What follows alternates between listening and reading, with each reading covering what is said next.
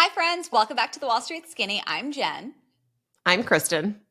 And we are two lifelong friends with more than 25 years of experience working and teaching on Wall Street, here to give you the skinny on the world's highest paying careers. And today we actually have a crossover episode with Maureen Wiley Clough, the host of It Gets Late Early, which is a podcast about age in the tech industry. And we get asked all the time, am I too old to break into Wall Street? It's one of the most common questions we get asked. Or conversely, we get asked by people who are like 12 years old, hey, what do I need to do to start preparing? Because they're so afraid that they're going to miss the boat. And the question of age on Wall Street is such an interesting one. It's really interesting, too, to see it through the lens of ageism in the tech industry, which is a very different but similar set of dynamics. So we're going to have an awesome conversation about that today. But it is more critical than ever to be having this conversation because it's our favorite time of the year again. On-cycle private equity recruiting has just kicked off. It is June 25th by the clock. And kids who have not even started training for their first jobs on the sell side at investment banks are now being asked to rush and complete a recruiting process for the jobs that they will have 2 years hence. So, Kristen, what are you hearing? What's the word on the street about PE on-cycle recruiting? Well, I mean, some kids aren't even in New York yet. They haven't even gotten there. They're like off. I mean, most people travel or do whatever when they've graduated because no one knows exactly when quote unquote on-cycle recruiting kicks off. But it's this pattern that every year it gets earlier and earlier. And last year they started it in July and it was still crazy because some kids had gone through training, but a lot hadn't. And now most kids haven't even started it. Like they haven't started on the desk. I can tell you that this is still wrapping up intern training. Full-time training typically starts in July. So most kids are not in New York. And now they're being asked to come interview at Apollo, KKR. And for those of you who aren't familiar with what on-cycle recruiting is, basically on-cycle recruiting is the formal recruiting process that, again, it could be a bank, it could be a private equity firm that they basically hold where they hire the bulk of their incoming class. So the private equity on-cycle recruiting is interesting because, by the way, yes, some private equity firms do recruit directly out of undergrad, but most private equity firms like to hire out of investment banking because if you go into investment banking, first of all, you're getting a very robust training. You're getting a ton of reps. So it typically is like 2 years investment banking, then the private equity firm will hire you to come in. And when I was in financial sponsors back in investment banking, I think like on-cycle recruiting started probably in like December or January. So after you'd been working for 6 months, you actually had worked on deals, you had a performance review. Yeah, you'd worked on and at least it's just gotten deal. more and more aggressive. You'd worked, you'd actually done some of your job, but you would still get an offer that would, for something that would start in a year and a half. Now what's happening is that you have kids that are, again, graduating from college and they haven't even gone to New York. They haven't set foot in training and they're being asked to do this on-cycle recruiting. And so when people ask, like, can I break into private equity? I mean, to get the pedigree that you need for the Apollos, the KKRs, the Blackstone, you basically you need to hop in your time machine, go back, try to get into a target university, right? Harvard, Wharton. You need to hop in your time machine. You need to get into a target school. And then you have to have had an internship as a sophomore, which sets you up for your internship as a junior, which sets you up for your full-time offer. Well, no. To get into private equity, well, actually, to get into investment banking, period, getting a sophomore year internship is kind of like a little bit of a prereq. And I love the analogy you've used before, Jen, where you're like, look, it's like kids applying to private schools. There's different entry points where they're going to need to fill an entire class. So sure, can you be a one-off candidate who gets that single spot or that few spots that open up? Yeah, but you're going to have a much better chance if you apply when there's a huge class that they need to fill, right? It's just you now are one of 20, 50, 100 versus one of one, right? Or however many it is. So again, but trying to get in as a sophomore, is your sophomore year internship in private equity or is it in investment banking? Like if you could write the perfect resume. Yeah, I don't think it matters. I mean, ultimately, the sophomore year internship is to set you up to get an investment banking offer. Junior. Investment banking internship your junior year, and then investment then a banking full-time offer. yeah. Because again, the private equity firms recruit out of investment banks, specifically your bulge brackets, Morgan Stanley, Goldman, and then Elite Boutiques, Lazard, Evercore, et cetera. But as we keep saying, you literally are just having these private equity firms that are looking at candidates based on the offer to go to a 2-year investment banking program, looking at the schools they're at. And then also they have to be able to do a lot of these technical things like a LBO model, a paper LBO. And I've said this so many times in the past, like when I would do the training programs for these new hire analysts, most of them like were again, super bright, very smart, but you only are going to know how to do the models if someone has taught you that. And when you're working in banking, like you get the reps and you know how to build it. So then if a private equity firm asks you to do it, you can do it because you've done it during your job. Now people need to basically like learn how to do all that on their own, which is fine, but it does put the onus on the individual to figure out like, now I need to buy a course. Like now I need to figure out the paper LBO. I need to make sure I have the right computer because by the way, if you have a Mac, it's a very different experience. Like there are so many things that I just like, and I know I get on my high horse about this, that I have so many problems with how accelerated this time frame has gotten. I think it's unfair to the kids because they're signing up for something. They might hate investment banking. They might say, screw this thing. I don't want to do this. I'm going to go work in the tech industry. I want to start up my own business. I want to do something totally different. The whole idea with the 2-year program is that you're signing up for 2 years and you can decide you like it. You can decide you hate it and leave. But now you're basically signing away 2 years after that. And I have a problem with that. So No, what are we talking about? We're talking about aging sense. on Wall Street? Well, yeah. So I think what this all gets back to is the really interesting conversation that we're going to have with Maureen about the dynamics of age in these super high power industries like finance, like tech, where you have this strange cognitive dissonance of the young candidates with no experience, the young tech entrepreneurs with the billion-dollar idea, but who are unproven.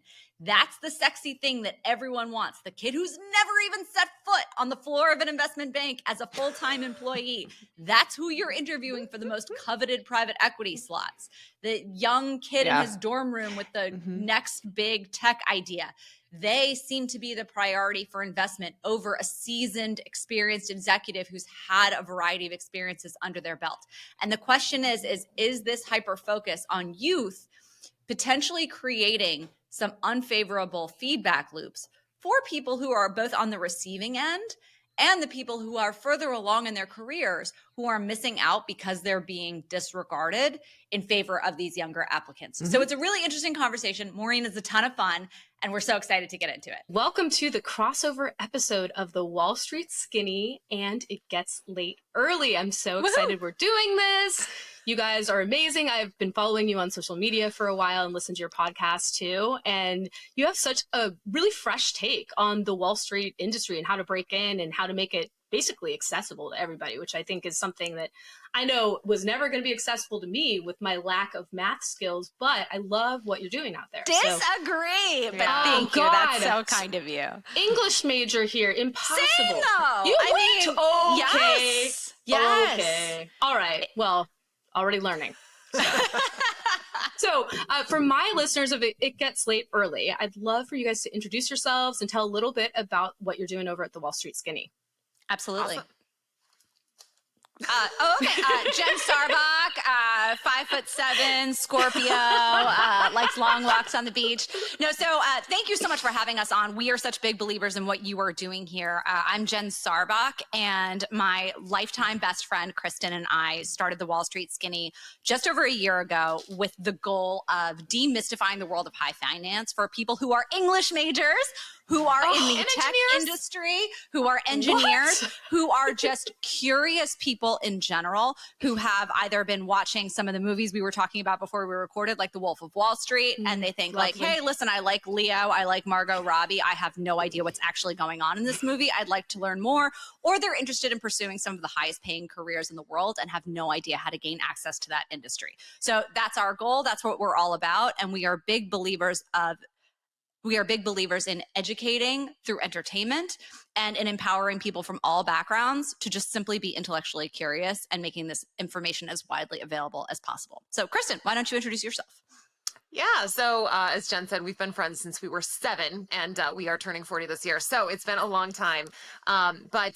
We both started our careers on Wall Street. Mine kind of was a little more convoluted than Jen's. I actually visited her in New York, and I was like, oh, I want to do this. But then, because it's funny, I actually almost was too old as a college senior because I didn't have an internship when I was an infant. And so it was actually a really huge struggle for me to get my foot in the door. And it's actually just getting harder and harder. And so that was one of the reasons that we wanted to create our account, make this information accessible to people, because I just don't want, people to figure out, hey, there's this opportunity that opens all these doors that I am shut out of for no other reason than I didn't know about it. And one of the other things that we're really trying to do is we just want to add a female voice to this space, especially this sort of online femme world is very masculine. And there's a lot of women who start in the industry again, as you get older, or as you progress, the number of women does, thin out significantly. But at least in the beginning, there's a decent representation, but everything online is so masculine that we wanted to, have this other voice and also make this information available to people where they actually get information, which is on social media, which is via podcast. And so anyway, we started this, multimedia empire. Yes. About a year ago. And we're just having a lot of fun. So. And we get to hang out with people like you, which is amazing. Yeah. We've gotten to meet so many cool people through this process.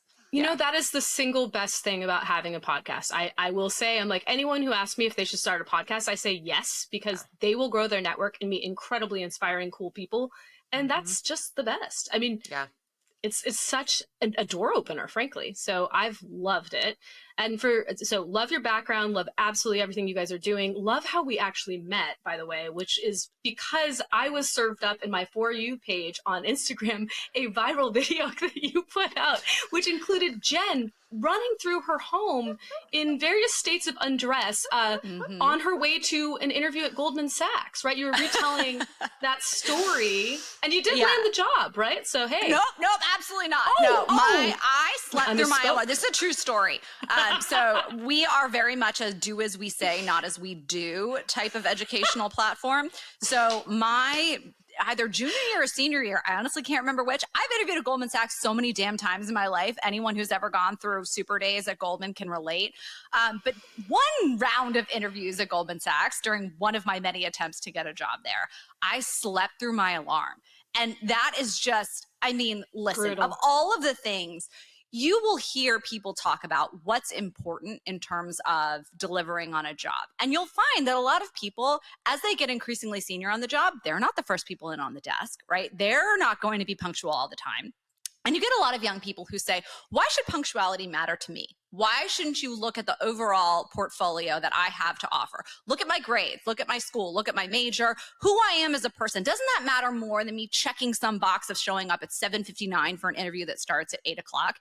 And the answer is who are you? I'm sorry, new number, who dis? Yes, you have to be punctual. You have to show that you are willing to outwork and work smarter and harder than everyone else, because this is an incredibly competitive industry. And if you can't show me that you respect my time as an interviewer, why on earth should I hire you for the job where there's 1,000 people lined up 10, 15, 20 minutes before the interview just to show me how much they care? It is such a low-hanging fruit thing to show up on time or slightly early for an interview with a senior person. It was so disrespectful of me to have slept through my alarm because, and I'll be very honest, the job just wasn't that important to me. It showed exactly how I felt about it. It clearly just didn't matter that much. Anyway, so the punchline of the whole thing was, this is how your mom ended up working at Morgan Stanley, where I did get the job because I was on time for my interview. But yeah, so that's the backstory of how we came together. Exactly. I love it. I love it. And for those of you who are listening on the Wall Street Skinny, my show is called It Gets Late Early, and it's all about the experience of getting older in the tech industry, which, if you haven't heard, is a very youth-obsessed industry. It's wild exactly how much ageism there is in this industry and how little is discussed. So that's why I started the show. I witnessed it when I was called a dyno at age 37 in one of the tech companies where I worked. And I was like, what the fresh hell is this? And I started exploring it and I was like, wait, why is no one freaking talking about this? This is insane. Yes. And guess what? Like everything else, it's worse for women. It starts earlier for us. And also there's actually a lot of data out there that suggests that there's no good time to be a woman because you're either perceived as too young or too old. And Jessica Gross, who's a columnist in the New York Times, she actually wrote something called The Hour Between Babe and Hag. And I'm like, yeah, that tracks. Oh my gosh, this is so depressing. But I'm curious, Maureen, why do you think that's the case in tech? Do you think it's like the myth of the young ingenue tech founder, the 19-year-old Mark Zuckerberg in his dorm room? If you didn't figure out your $1 billion idea by then, you're day old bread.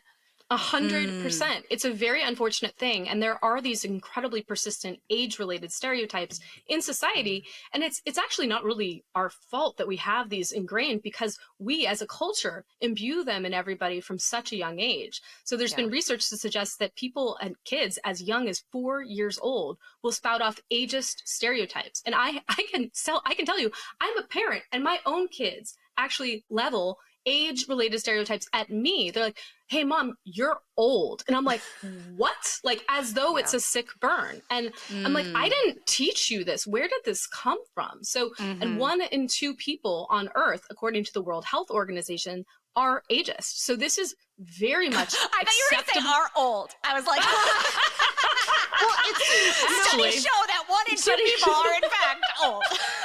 it's amazing. It is funny because we, our audience skews probably a little bit younger, although we are like avatar for the person who we thought would be following our accounts and listening to our podcast was like between the, ages of 18 to sort of 25, getting their first job. And it in reality, it goes older up to like CEOs and it goes younger down to like, we've gotten some messages and we're from talking middle school Wall students. Street CEOs, by the way, not tech CEOs, because I know tech CEOs are 12. But these are like older people. Literal children. Yeah. But we get so many people who are like, oh my God, like essentially almost they feel like their life is going to end when they turn 30. They're like, I'm almost 30. And I'm like, we're like, well, we're almost 40. And by the way, like life gets better when you get older because you get smarter, much better. You get more experience, you give more less confident. fucks. Like, honestly, I think I look better than I did when I was younger. Whatever. Yeah. We get fewer fucks. The English major pipes up. I mean, just sorry. I was an engineer. So Jen is like, I am ChatGPT and I send things to Jen and she fixes them because amazing. I'm all about like the bigger picture and Jen is like the details on, whatever. You are the computational meat of the little English major sandwich that we have going on this podcast right now. So this is great. But no, it is funny how I do think that people have this perception that it's like you hit this milestone and everything goes downhill. And it's like, it actually is the opposite. And I mean, I love talking to my parents, like my father, it's funny because he's now at like 74 getting more opportunities in the field that he is in than he ever did when he was younger. He's like, I keep trying to retire and people just keep offering more money because they want my experience. They want all this. And I will say, I do think in finance, there is less of the youth obsessedness. And I mean, like, look at Warren Buffett. He just had his annual shareholder meeting he's doing okay. Past weekend.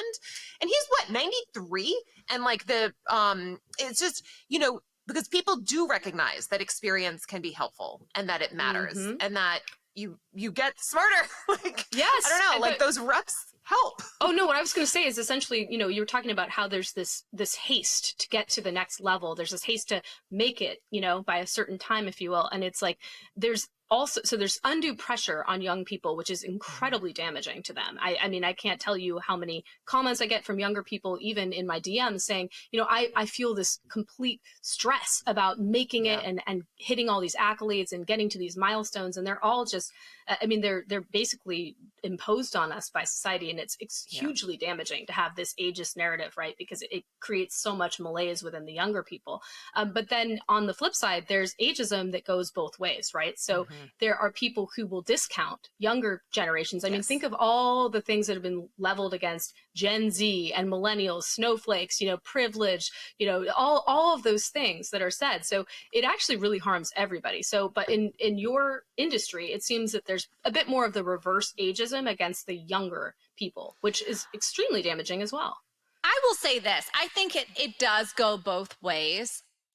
One of the things that increasingly I think is a generational shift that is happening for millennials, Gen Z, maybe it's prevalent within Gen X too, is that this whole notion of retirement as this big bogey that you hit at age 65 has virtually disappeared from both a necessity standpoint and both a shifting cultural attitude standpoint. One, because interest rates were 0 for 15 years, so many people who were planning on saving and investing who otherwise would have retired at age 65 simply didn't have assets that were earning yield for them and couldn't.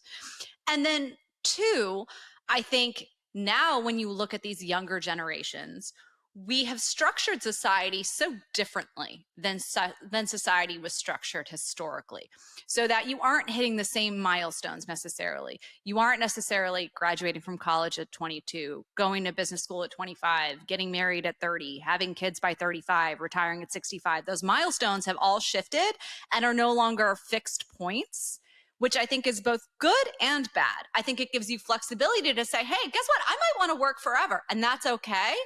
I know that I fully intend to work for as long as I live. What that work will look like, I hope will shift over the course of my life. And it already has, right?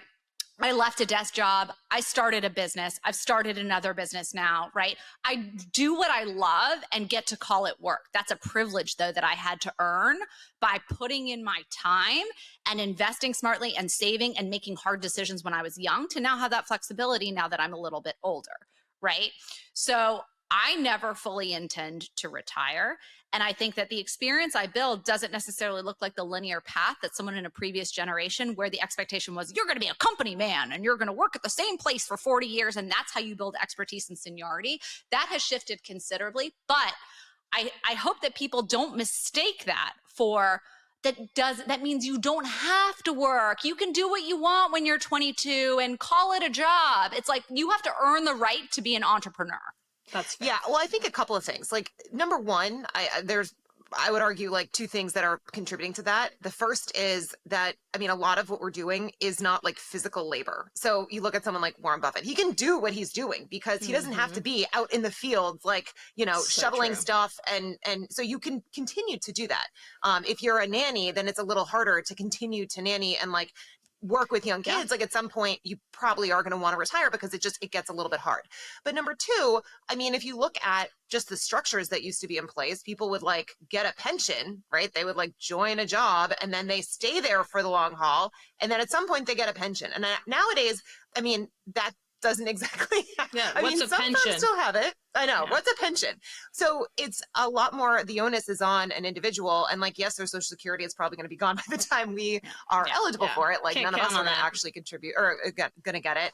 But I also think people get potentially bored. Like, I don't know. That's what I've seen with my parents. My dad he keeps trying to retire and he gets bored and he's like, but I want to be intellectually stimulated. Like I love golf and I'll play golf, but I want to do other things too, because I find it rewarding. You can only play golf for so many hours a day. But I do think that the problem is we're in this tipping point where we haven't fully evolved social norms to accommodate that less linear path.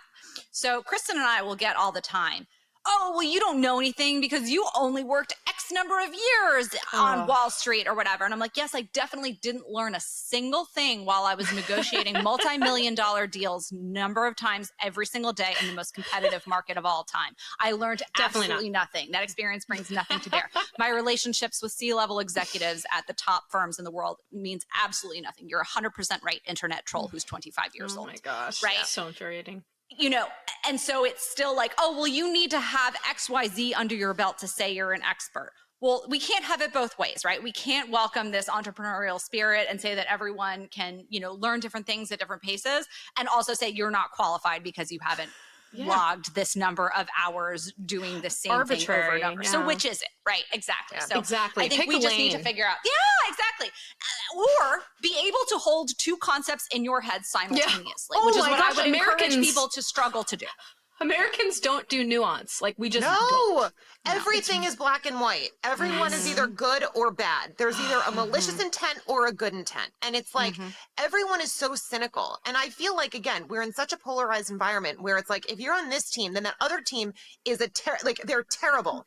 And there's no just like, okay, why is this other person believe that? Like, how did they Can get we all there? be on the There's same no team? curiosity. Wouldn't it be There's great? no curiosity. Yeah. Well, that's Well, one thing that I think is great about anti-ageism work is like, actually, this is the one thing that unites all of us. It might get people disproportionately poorly based on, having an intersectionality with other marginalized statuses. But like, the reality is this is coming for all of us. So let's all wrap our heads around why it's bad to have these horrible stereotypes about getting older. And like, let's see representation of older people killing it. Speaking of which, there was a new movie that came out just the other day that was The Idea of You. And it was Anne Hathaway's new movie with some guy named Nicholas, who is like playing essentially like the fanfic version of Harry Styles. And what happens is they meet at Coachella, and she's like, Anne Hathaway's this like allegedly 40-year-old single mother who's like killing it in the art world, has like a $3 million mansion in Silver Lake in Los Angeles, and she bags Harry Styles, and she has like the coolest life. And it's like, I actually really want to see more representation of women over 40 living their best life, whether that means, getting the affection of a younger man or not, whatever. But like that reverse age gap, we don't see that in society. We see, like a far older dude with a far younger woman, and that's normalized, but we don't see the reverse. So I actually, believe it or not, think it's quite an important film. I'm excited you know to who see it. I really like? Do you guys know who Aaron Taylor Johnson is? I think that's his name. I've heard the name. I think he's allegedly been slated to play the next James Bond. He was in Bullet Train. He was in, I watch nerdy movies. He was in like the Godzilla reboot with Bryan Cranston. Anyways, he's great. I think he's going to be in like a new Spider-Man villain movie. Anyways, but it's funny because I think he is either married to or was in a relationship with a much older woman as this Hollywood hunk. And Love it. It's funny because we don't see that very often, right? And it's funny, like there are plenty of young Hollywood starlets who are walking the red carpet. You've got Salma Hayek with her billionaire husband and things like that. And good on her. I hope that they are madly in love. They've been married for like, 10, 15 years? Like that's 150 years in Hollywood terms. It really is. But, I agree with you. I'd like to see more representation of women at all ages living their best lives. But I also think that it's a little bit dangerous to always have the implication be that living your best life is being with someone younger. 100%. I think that that's something that we're so eager to see, like some representation. We're like, we'll take what we can get. But what does that really look like? Like, I don't want to be with a younger dude. Men in their 20s are a disaster. Yeah. Well, I was going to say, dating my 20s. We were all a mess. Well, I remember like Kim Kardashian when she was dating like Pete Davidson, and he's only like 28 and she was 40. And I do think, because all of the people I think that Jen, you and I used to look up to when we were kids, whether it's like Sarah Michelle Gellar, right? It's like, not that Gwyneth Paltrow Buffy. was I loved Buffy. We are huge Buffy fans. We could do a whole podcast on Buffy. Yeah.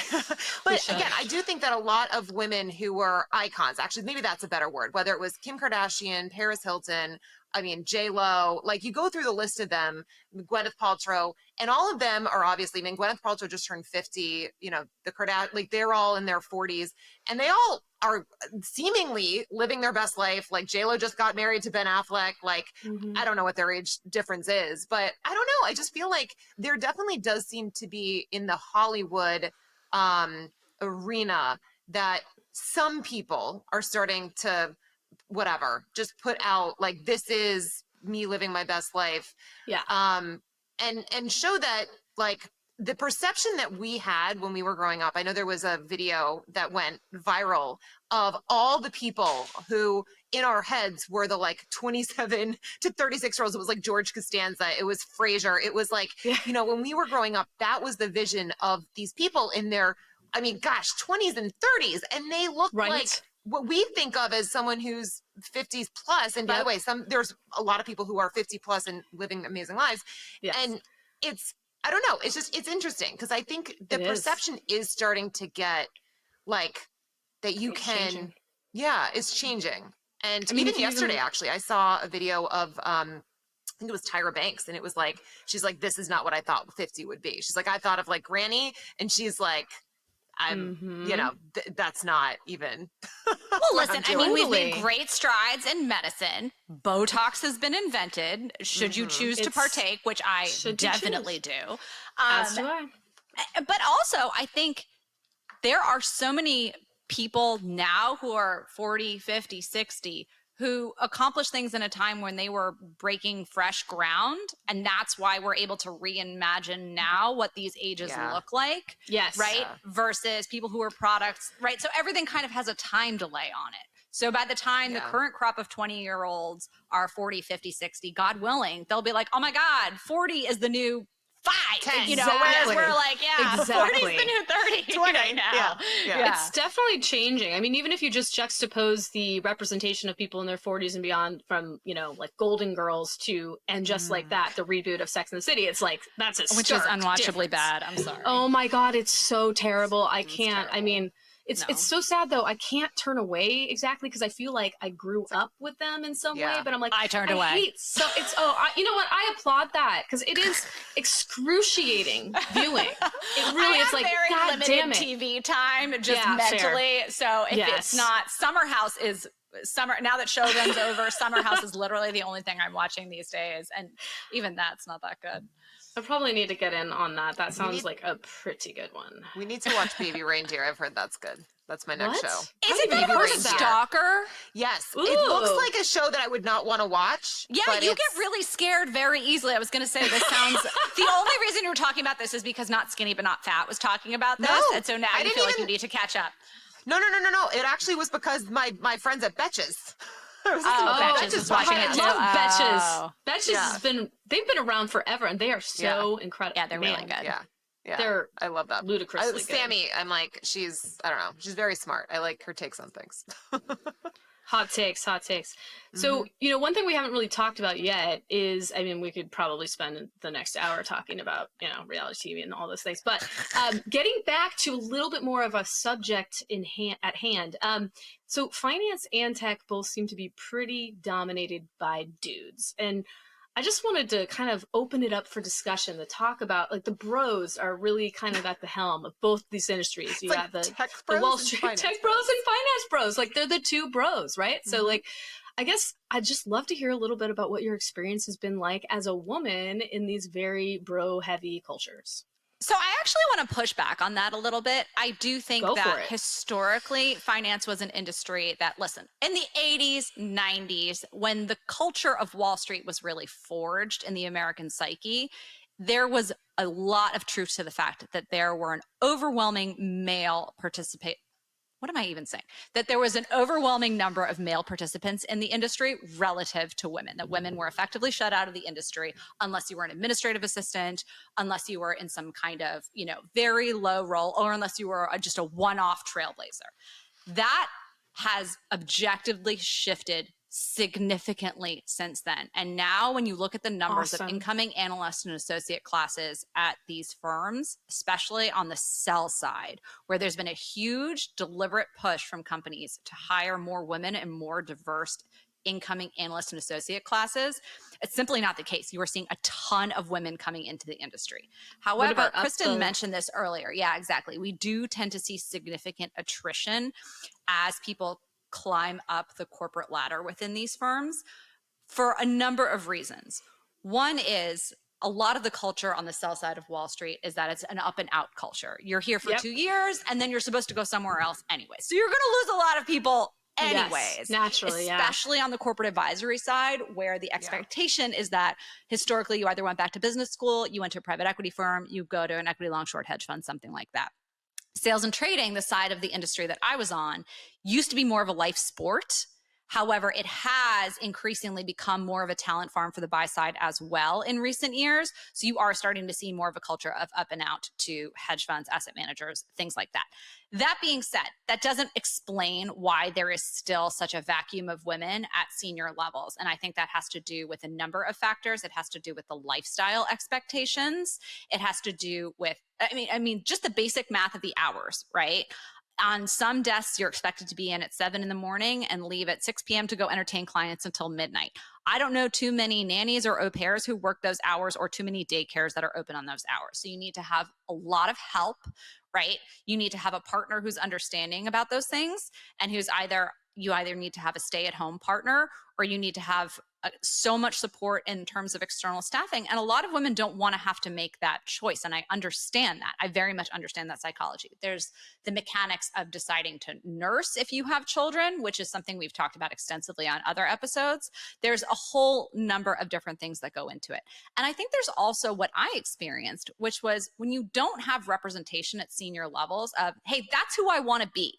I want to look like her. I want my life to be like hers. When you don't have a ton of options like that and you're like, well, I want to be like him, but I don't want to be him because his lifestyle is different than what I want on a number of different fronts. It's hard when you don't have those role models and you can say, well, she did it and I want to do it exactly like her, only maybe like a little bit better. When you're like, oh, this is actively a bad role model, or there's simply a vacuum of those role models, right. It makes it much more difficult to see how you can forge that path. So that definitely still persists. I think that actually really applies. Everything you just said really applies to the tech industry as well. Continue. Go ahead. The other thing I do want to say is that I think we talked about this earlier, that representation on social media is not real life. The fin meme space is so dominated by the bro culture. I mean, you can only make so many jokes about Patagonia vests. And the reality is, we've made them ourselves, by the way, like we are not immune. But the reality is that the finance bro culture is alive and well on social media.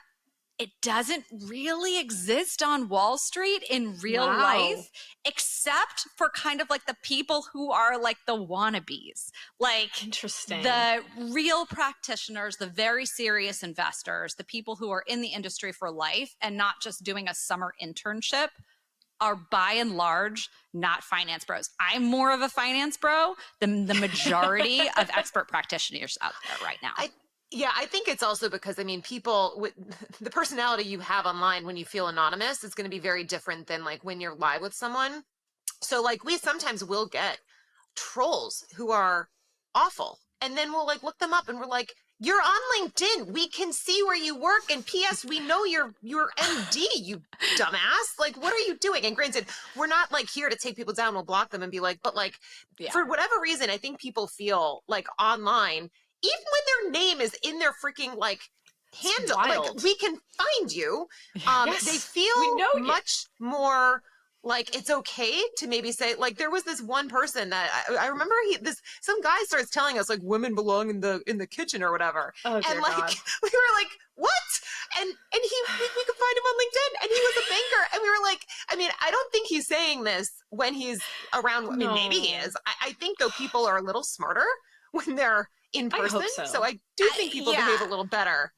You mentioned showing your Sex and the true colors, City. but There's this old Sex and the City episode that is probably going to be a reference that's way too old for most of our listeners, but I'm going to make it anyways. There's an episode where Miranda is being catcalled by a man inside a sandwich costume. Oh my gosh, I love that one. Oh my gosh. One of my favorite all-time lines of Sex and the City, she was like, "Oh, you're so safe inside your sandwich," you know? Like, and that's what I think in my head every time I see one of these trolling comments, like, "Oh, you're so safe inside your sandwich." Like, you're behind your keyboard trolling hardworking women who are literally trying to educate through entertainment. I'm sitting there explaining how duration works. Like, this is not, I'm not coming for you, right? Like, this isn't my hot take on some political subject. So it's just, I would encourage those who are intimidated by anything they see online to always remember that what you see on social media is not real life, and to try to seek more diverse representation. Hopefully we capture that both in the tech space with you and in the finance industry with us.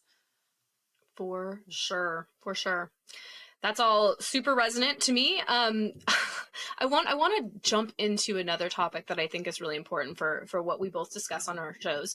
And that's basically the concept of being too late, right? So if I, as the English major that I am, wanted to say, I used to work at Bloomberg, by the way, so I've got like a little bit of street cred, although I was also referred to as a literal hood ornament at one point. So that was lovely because there's fun for you. diminishing. Yeah, it was one of my husband's associates who mentioned that I was a hood ornament because I was a young woman working at Bloomberg.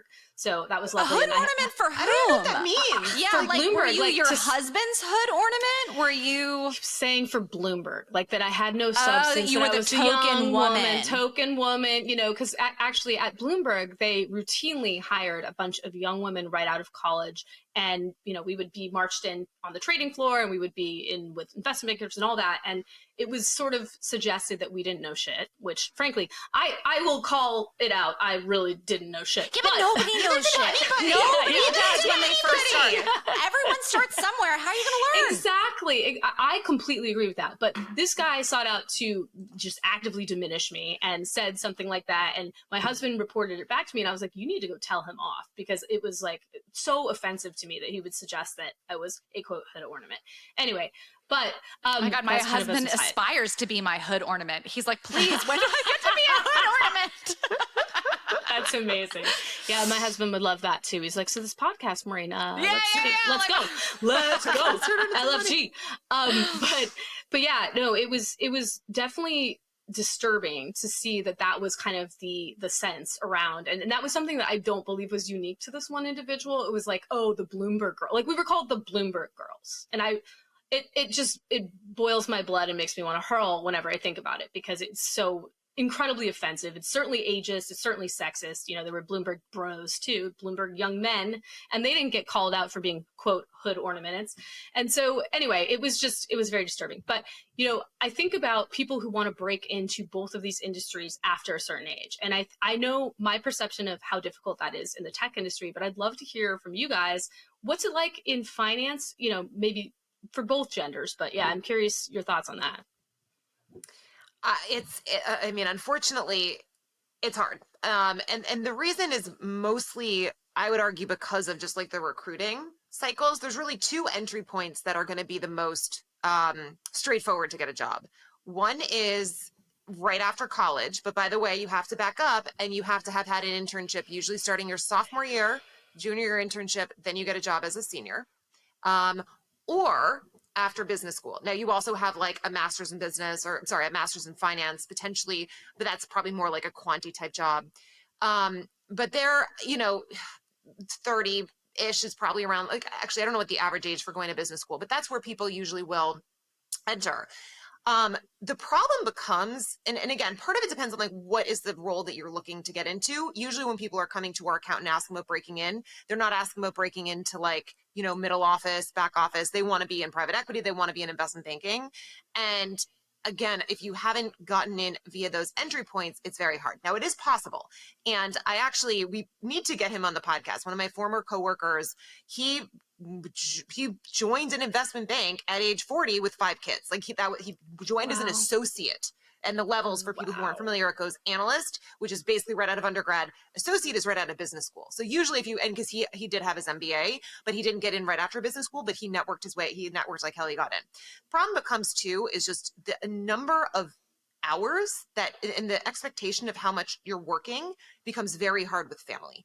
And I do think that, can people do it? Yes. And actually, Jen and I, we got a message from someone. I don't know if you remember. This was like when early on, when we started our account, we got a message from someone who said, I just had a baby. I have an offer to go to like a bulge bracket investment bank. Do you think I can do it? And we were like, we've seen people do it. And she did it. And she's messaged us. She's like, I'm so happy I did it. Thank you. Yeah. She loves her That's so job. awesome, She's doing guys. great. She has a lot of support from her husband. And a lot of support from her firm, by the way. She has been very vocal about that. Awesome. Yeah. But so go ahead. The answer is yes. Like you can network like hell and you can break in. That is more of the exception versus the rule. Usually for people, if they want to break in, an MBA is going to be the easiest way to do it. Again, networking can work magic. Yes. You got to really, really fight for it. You got to have the grit. You got to have everything. Like the stars have to align. There's a little bit of luck. Well, actually, it's mostly luck sprinkled on top. So it can happen, but it gets harder the older you get. And and that's why, I mean, that's what, going back to why we started our account. We started our account because like we want people to understand what this landscape is, because it is easier if you're younger. So if you happen to get served a video as like a sophomore in college, like great, that's amazing, because now you have got the optionality and you can then decide if you want this or not. So Jen, what were you going to say? No, those are such great points. It's a structural characteristic of the industry that it is built as an apprenticeship model. That's why we talk about internships. That's why we talk about the recruiting cycle. It is an apprenticeship model. And I think the reality is many people who discover that they are interested in finance when they are 30, 35, 40, after having done something else, what they really want to do is they want to be a portfolio manager. They want to be an investor. They do not want to be an apprentice. They do not want to be an analyst who's booking hundreds of trades over and over again, going through those reps, hoping that they glean something about how interest rate swaps are traded.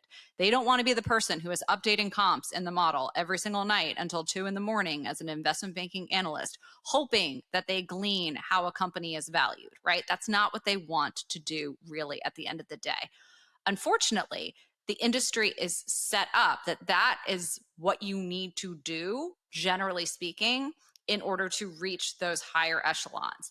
That being said, there are a number of programs that have been deliberately implemented by a lot of firms to try to welcome people back to the industry or into the industry who have done other things that set them up well for success, because there is that realization that there are people who have historically been very, very successful coming into the role from other areas, professional athletes or amateur athletes competing at like the Olympic level, people in the military, very successful, right? And when I was at Barclays, I think it was, they had something called the Encore program, which was specifically geared towards women who had taken time off to go raise little kids to try to ease them back into the industry. I don't know if that program still exists, but I know that other banks have something similar that goes by other names, right? Now, those programs have varying levels of success, right? So banks are only going to do what's in their best economic interest. And if those programs don't work, if they don't produce great results, they are not going to invest in that, right? So it goes both ways. The one other thing that I wanted to say is that, to Jen's point, like the reps that you put in when you're younger, they actually do matter. I mean, like, that's why you can do a 2-year investment banking analyst program or whatever, and you can come out and it's like you've worked like 5 to 10 years because of all of the experience you have gotten because of how much you're working. That if you weren't putting those hours in, you're not going to get that same experience. And it kind of like hit home to me when we had an interview with one of my best friends who's a plastic surgeon. And she was saying, I think back to the time when I was in med school, it was hell. And I was working such long hours. Like you'd leave at like 11, 12, 1, whatever, and then you'd have to be back in at 5. Like you were working honestly more than what you work as investment bankers. Like you're not paid, you're actually paying shit tons of money to do it. So but brutal. She's like, that's how I learned the skill, was through the reps. And so that's the one thing too, is as Jen said, that like, I think that part of the thing is when you're 30, when you're older, are you going to be willing to put in the time? And I know I probably, like, especially with the family. You're like, I'll do anything to break in. I'll do anything, right? Are you going to approach it with a beginner's humility? Are you going to approach it with that? And also, important. Do you have the neuroplasticity and the elasticity within your brain to pick things up as quickly? Because I know that I do not learn things as quickly now as I did 10 years ago. And that's a reality of age. Now, I do think I have more experience to draw on. So once I learn something, I can draw conclusions much faster, right? That's what my the research analytical says. abilities have been really refined. I'm a better communicator. I have all these skills that I didn't have when I was younger. But man, I remember being like, I'm going to study Latin for one summer and be good enough to ace the, whatever it is, SAT 2 in Latin. I'm going to do, a month of conversational French and placed into 3rd year French in college, right? I'm doing Duolingo on my phone in Italian in preparation this summer, and I can barely say like, where is the bathroom? So it's demonstrable how much slower my learning is at the age of 40. It's legitimate. And I used to see it because I would go to, again, banks, business schools, undergrads, and I would do the training programs for the new hires. And I saw a massive difference between the analysts and the associates. The analysts picked things up so fast. They were so smart. They were so bright because their brains are just open. They're like these massive sponges. And the associates, right? You would think that they would be better because they've studied like the analyst level, you had the English major, like Jen. You had the engineer like me, who had never taken a freaking economics or whatever class in my entire life. Yeah, it's like you, exactly. And so it's one of these things where it's just, you can see it even in like people in their 20s, that you just, again, your brain, as Jem said, it does lose that neuroplasticity. So it does make it, I think, a little bit harder. But there's also, again, the lifestyle. And I think that, like, as you get older, you kind of just have less patience for shit that you don't want to do. That's how I am, right? Like back at the, when I'm like, shoot, I have to get in this time. That sucks, but I'm going to do it. Now it's like, I'm like, I don't want to do that. I'm not doing, you know what I mean? It's just like, well, I don't care about that, you know? I do know what you mean. 100%. You give less fucks, which is a problem. You become a managing analyst, which is what we used to call them, an analyst with a managing director's mindset. You know, and that's going to be the consistent trade-off that comes with age, right? Totally. With that experience comes wisdom and comes like external inputs that you can say, hey, listen, maybe this is the way you guys have always done it, but I have these other things that I can bring to bear. Maybe that's going to make me more creative. Or you have to unlearn 20 years of thinking in other directions that were really, really useful for what you were doing. You may have had misconceptions about how things worked, right? When SVB went under, I remember Kristen being like, I've been teaching how duration works for 15 years. I still didn't understand that you could lose money on treasuries, right? I was told they were a risk-free asset. I didn't understand that they had duration risk. Well, no. Yeah, well, because it's more about like how, as a banker, how you view treasuries. Like as a banker, you think about it in the context of you're valuing an investment, the risk-free rate that you use, right? So it's not one of those things that you think, oh, I'm going to invest money in treasuries and lose money, even though of course it makes sense. Right. And so you almost had to unlearn how you'd been thinking about this one asset class for 20 years, even though you were not wrong in how you were thinking about it for that application. But you weren't thinking about it from an investor mindset. So now imagine if you'd been in a totally different industry and learned that, right? How much harder it is to then bridge those cognitive gaps to become an expert practitioner now at a much older age. It's hard. It absolutely is hard, and everything you said is super resonant, and I have seen it play out in terms of my career and seeing different people at different life stages and career stages come into the organization. But I think what it also really encapsulates for me is the value of age diversity and employing people along various stages and ages of their career and how they can make for a better team, right? Because you have the diversity of thought that comes in there, the diversity of brain power and what they're good at, right? And all of that scientifically is proven, what you've just discussed, right? So I think, what we really need to do as an organization, as organizations, is employ people across the age spectrum and increase the ability for people to work intergenerationally and learn from one another, right? Like if you actually put, if you put a young person with that super great neuroplasticity in their brain alongside someone who'd been like in the trenches for a while and had a lot of life and work experience, think about the quick decisions that could be made that could be really impactful and can actually drive business outcomes, right? Better business outcomes, because as we have already said, no one's going to do shit unless it actually produces better business outcomes and more money, more revenue. Like literally no one's going to do anything. So, that's the shining star. That's a North Star, another tech term that I hate. We don't have that. We haven't heard that a lot. Oh God. It's so I was going to say, it is interesting because obviously like at banks and at a lot of these in finance, there is this very hierarchical age-based structure, right? It's like you start at this level and then you move up and then you move up and then you move up. Yeah. And so you do have a lot of those like different generations because this is, that's like how the industry works. It's like where your MD is going to come from. They got to come from down here. Which got structured. So whereas I feel like in tech, if you have a 22-year-old who's starting a business, like they don't need to hire older people. They can just hire a whole bunch of people that are They hire their friends. They hire their friends. Right? Yeah. So it is a very, it's interesting how there's so many similarities and yet it actually seems so different at the same time. No, it's true. It's really true.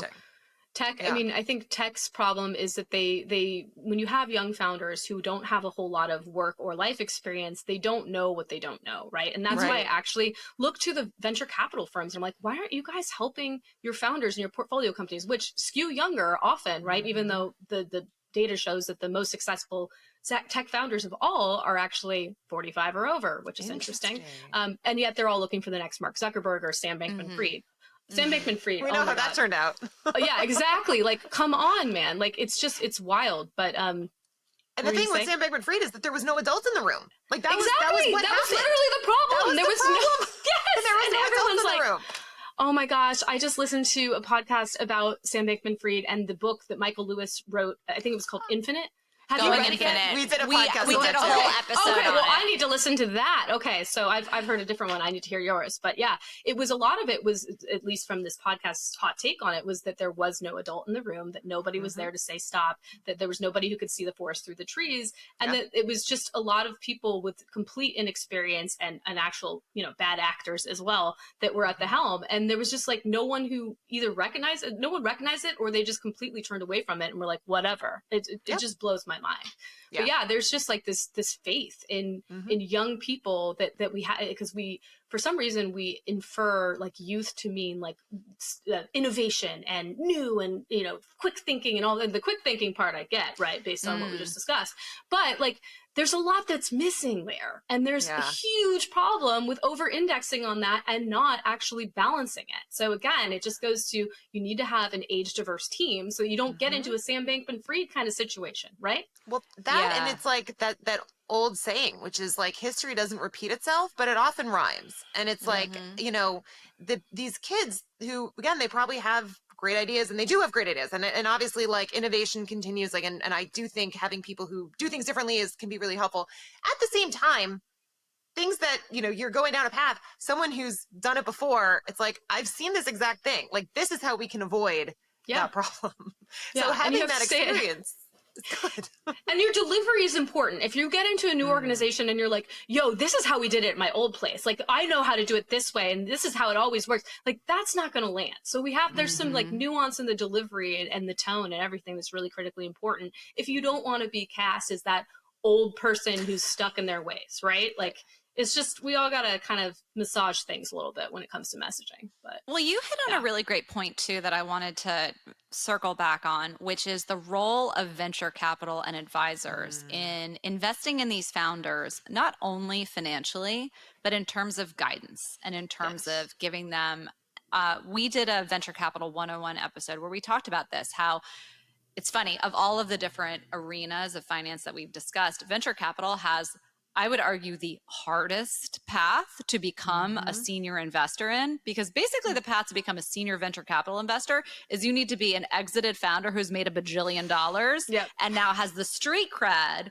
amongst the VC world of, hey, my $1 bajillion, come join me with your $1 bajillion and we'll go make $1 bajillion times 100. I'm the visionary genius. Yeah, totally. Exactly. Yeah. But it's really that they understand the struggle of founders and they understand the typical missteps, and their experience is so valuable. So I understand the workings of that relationship to be one of the most critical paths for young tech founders, right? The problem is if everybody has to be 22 and everybody has to be, then there's going to be bias among VC too, to invest only young. Whereas, I mean, we are founders, I guess, at the age here of 39. And we are very much like, we don't know what we don't know. And every conversation we have is we're like, we don't know how this works, right? Please tell us. And the number of times people are like, oh, well, we don't know either. And it's like, okay. No one knows anything. No one knows anything. Let's all just be honest about it and have a real conversation, right? Whereas I think a lot of the bluster and posturing that you see among these young founders comes from their insecurity about that lack of experience, right? If we could all just have an honest conversation. You're not going to defraud me. What are you going to do? What are you going to juice a little 1% out of the deal with your bluster? No, it's not going to end well for anybody. So let's be real from the get-go, and we can all have a much more productive working relationship together. Yeah, down with hubris. If we could just all come to the table and be open and real, that'd be huge. It's been humbling though, because we'll have conversations with, like you said, these founders, and they're so young. Well, yeah. And they're like, we're really excited about your new company and we want to partner with you and, whatever. And we're like, oh, okay, thanks. Like, please like us, hopefully your junior paper goes well. Does your mom know you're talking to us? Like, that's amazing. Yeah, Mm. it's That is really amazing. humbling. But it's fine. I don't care. Like, Yeah. I have no shame. I'll be having these conversations when I'm 80 years old. Dude, Wow. totally. I mean, like you said, no one can retire and we're all living to 100. And, you know, hey, we like what we do now. It's a privilege we've earned over time, having gone through the ropes at various different places of employment. Some great, some, I would say, at least in my situation, not so great. But, you know, over time, we're building up a good portfolio of life experience. And I know that I now view getting older with like such rose-colored lenses. I'm like, dude, this is going to be awesome. I am more confident than I've ever been. Like, I know who I am. I know what I want. I know what I don't want, just as important, by the way. And it's like there's infinite growth ahead of me. So I no longer view it as this like looming dread, right? Like, or like this, right? It's just like we've been sold a lie. It is so much better than I ever thought it would be. And I think we as women, we have a really hard time with aging because of the, you know, prevalence of the beauty industry and society and being told that we're used goods after 35 by certain people, some of whom may have been in power. Anyway, but like, it's just, it's brutal out there. And I am so happy to see now more and more women who are being the example that I hope to one day achieve myself. Like, I just think there's so much ahead of us, and I'm super pumped. Yeah, no, I was going to say, it's so funny. I remember like the most insulted I ever got by anything, I think was my, this is so sad. The paperwork at my doctor's office. I had my kids at 30, almost 34, almost 36, almost 38. So it's 30, whatever, it doesn't matter. And I remember when I was pregnant, I was 35 with my second, and it was like geriatric pregnancy. Yep. And I was like, excuse me? Like, what did you just call me? Like, what? Yeah, no. I was like, ludicrous. I can't believe how insulted I am by my paperwork. Like, what? Like, that term needs to go. That term needs to go. Like, give me a break. I mean, people are having children later and later is the norm now, right? Like, it's pretty common. My mom had me at 38. My mom's mom had her at 38. My grandmother had my mom when she was 38. And then my mom had me at 38, my brother at 40. So like, to me, I was like, I'm young. I'm young. I had all three of my kids before my mom had me, and I was her first. I was like, I'm a freaking spring chicken here. You sure are. You sure are. Well, and like we said earlier, 40 isn't what it used to look like. And I think we can all look forward to our later half of life. I guess I'm like in my at some level, I think my podcast even existing is some form of midlife crisis, like me dealing with the fact I'm in my 40s. Hang on, no, I have really strong feelings about the concept of a midlife crisis, because I said this a number of times. I think the reason that people have midlife crises is because they stop learning. They either reach a point in their career where they have become so siloed and they are the expert in something, and they are terrified to ask a dumb question because it's like, you should already know this. You're the expert. You're the whatever. So they don't want to have that beginner's mindset, right? They also, because they're not learning new things intellectually, they stop learning new things about themselves emotionally, right?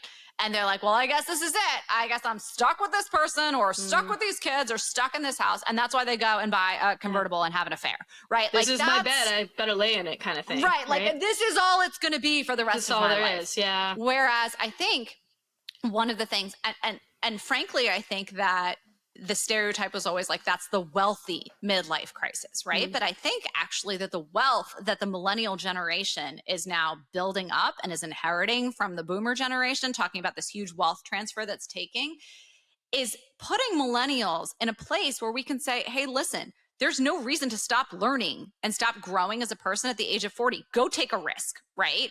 Like, that is one of the greatest gifts that wealth can give you, is the ability to take a risk. And I think that what's happening is that the old trope of the midlife crisis happening to like the wealthy upper class people, that's unfortunately being transferred to those who are less financially privileged, because it's like, oh my God, this is it. I still need to, I was promised this dream of owning a home. I can't afford a home with 8% rates, with mortgages, with home prices at all-time highs. My savings are non-existent because I had these student loans that I was burdened with, right? I didn't go to the right school and I didn't break into the right industry. I'm living paycheck to paycheck, right? So what I think is happening is that there's becoming just a greater stratification within our generation between the haves and have-nots. And the wealthy haves now have the privilege of going out and learning new learning things something new. Yes. Starting a new Yes. thing, right? Like how great for us, right? And we are also privileged to be in that position, and that is the 100%. gift of age.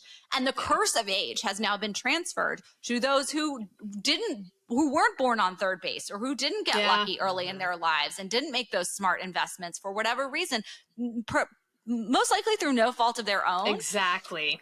And now they're going to be the ones who unfortunately have to suffer through the midlife crisis, because guess what? Nothing's going to magically turn that around. You're not going to suddenly hit the lotto. And that's why these people are saying like, oh my God, maybe I'll go be an Instagram influencer because maybe I'll hit it big, right? Like, Jen, oh God. kettle.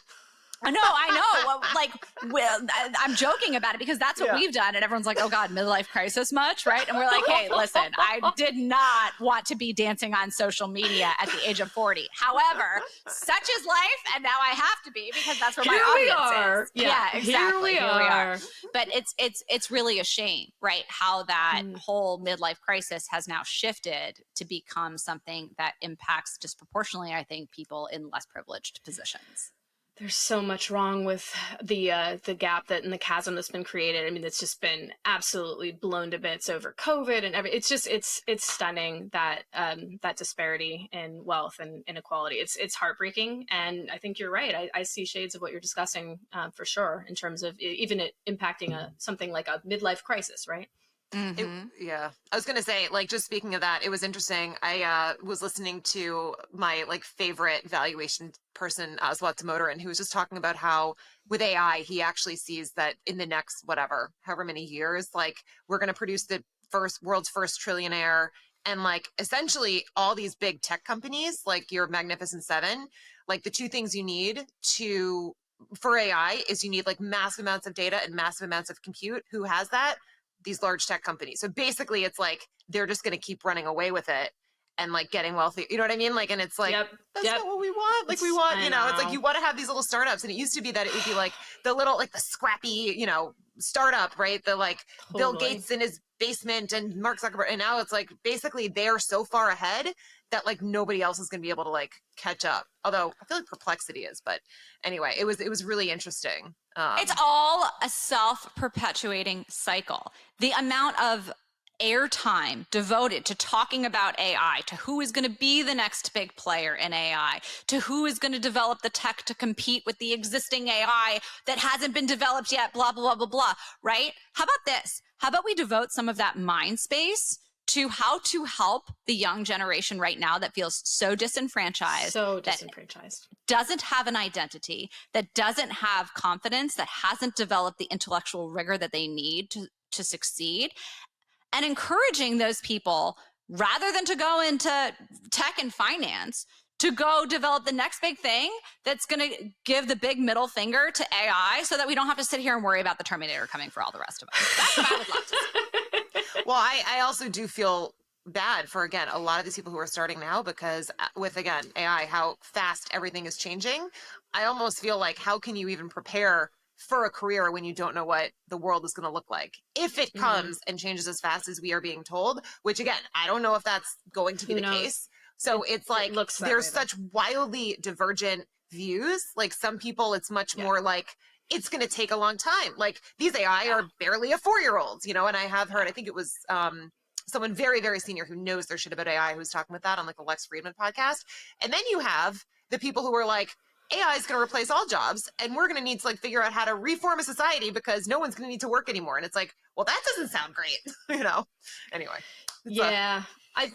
I mean, we could do a whole podcast. I mean, I will say one thing. I had a guest on my show who was a 63-year-old guy who'd lost his job, and he saw AI as the shining beacon of hope, because he's it's the great equalizer. No one really knows what they're doing. A 20-year-old versus a 60-year-old, any one of us can take hold of this, harness it, and use it to our advantage and differentiate ourselves in the market. So he actually saw it as a great thing for him, which was really cool. And guess what? He got a job at age 63 in the tech industry, which I'm very heartened by. And by the way, we talked about the power of networks earlier. when you're older, you've got a better network. That's another thing that, unfortunately, Gen Z and Gen Alpha coming up, they, especially with the lack of in-person work for white collar professions, they don't get that same shoulder to shoulder in the office, you know, affinity building, rapport building, and learning and mentorship. And it's actually, it breaks my heart. Like, I feel awful for Gen Z and what they lack, and they want and need mentorship. So I hope we can figure out better ways to reach them, because it's frankly, it's just not fair out there right now. So totally it's agreed. rough. That's been one of the most surprising things about this project. People used to ask us all the time, what do I do? What do I do? And we'd be like, well, just network. And they'd be like, like, I'm how? sorry, what does that mean? Yes, And we'd be like, no, exactly. like call someone, write an email. Like, they'd be like, God. do you have a template? Like, how? Yes, and I'm like, exactly. What do you mean, do I have a template? Be a human, write a sentence. And then I realized that this is just like a huge cognitive gap in the social and emotional learning process that's happening right now, because this is a generation that's been raised talking to robots effectively, right? They're interacting with a many chat on social media, thinking it's how you interact with a human. And that's the whole thing, right? So I don't know. I mean, I'm sitting here advocating for a phone-free campus for my kids' school. So I'm clearly on like the very opposite end of the spectrum. It took me years to even accept the idea of getting a Kindle, because I like the feel of physical books. And I thought it was, but then I was like, oh, but the lighting aspect in the middle of the night, and I don't have to have that flashlight clipped to my book. I'm sold. Clutch. Right. I've burned through like 5 Kindles now. Like, they like literally fall to shreds. So listen, I get it. I'm okay with technology making our lives better. But the whole point of any business is that it should solve a problem that people have, right? I have not seen any compelling evidence that any of this AI is solving real problems that people have that are impacting humanity writ large. They are making infinitesimally small incremental changes to very small problems that a very small select group of people have. Now, that has a huge delta in terms of how much money is being made, but AI, I hope it can be used to solve climate change and things like that. But frankly, I don't think that's how it's necessarily going to be deployed, because that's not where the big money is. I don't know. I heard a really, again, interesting like startup where they basically are using AI in the gene sequencing with like CRISPR. I don't know if you know, it's like the gene editing. And they've now figured out how to like leverage that and like make new cuts like by adhering to new proteins. And so I don't know. I think the application, like, I think that it can that sounds like a good one. Good job, guys. Like, I do think there's potentially, like the application could be, again, used for very good things. Again, like the whole CRISPR thing and gene editing can also be freaking terrifying. Like, it goes both ways. It's like you can solve things like sickle cell anemia, like you can like help make people not have diseases where we know they could have, like there's great things that can happen. And then I also don't want it to be like, oh, well, you know, I just want to have a child that looks like this and doesn't have, you know, I want them to be blue-eyed and like what, you know, it's slippery slope, man. Yeah. It's, again, back to the concept of nuance and shades of gray and everything not being, you know, exactly so distinct, black and white. Right. But so let's cross our fingers. I'm a little terrified with, you know, like essentially an arms race that's unregulated by for-profit companies doing the AI stuff that they don't even really understand the power of. That's another side note. But guys, this has been so much fun. I could talk to you for hours, but unfortunately I have to get on a plane to go to Las Vegas to a tech conference, which will be hopefully quite fun. But I have had such a blast. I'm so happy to know you guys. I'm so happy that your social media even reached me, which doesn't really make sense because I'm not in your target demo. But hey, aren't you though? I mean, in my mind, I am. I'm still 29. You 1,000,000% are our target demographic, because now you know something about finance that you didn't know. Woohoo! Yes, that's all that matters. That's great, because it's been a long time since Bloomberg. And I mean, back with the brain plasticity, I had to study my tail off to get through like just the initial Bloomberg 101. And oh my gosh, I was like, this is completely Greek to me. But anyway, this has been such a blast. I will definitely link in my show notes how to get to you on social media and on your website. We will do the same. Wonderful. Anyway, thank you so much, you guys. I'm really happy to be in your orbit. So we are so grateful for your time. We're happy to call you a friend, and hopefully this is the first conversation of many.